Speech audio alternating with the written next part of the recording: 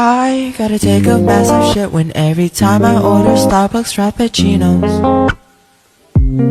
Every time I'm walking to the line, I see the same guy who's always giving espresso. I came in for a chocolate croissant. I like it better than the drinks on the menu I really don't want.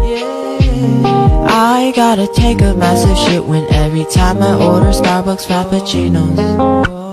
Yeah, we down the block of what you call the hood. We feeling thirsty as heck, so Starbucks sounded so good. We got reusable straws, we saving the turtles. I'm lactose intolerant, so those Frappuccinos made my stomach hurt a little. I gotta take a massive shit when every time I order Starbucks Frappuccinos. Every time I'm walking to the line, I see the same guy who's always giving espresso. I came in for a chocolate croissant. I like it better than the drinks on the menu I really don't want. I gotta take a massive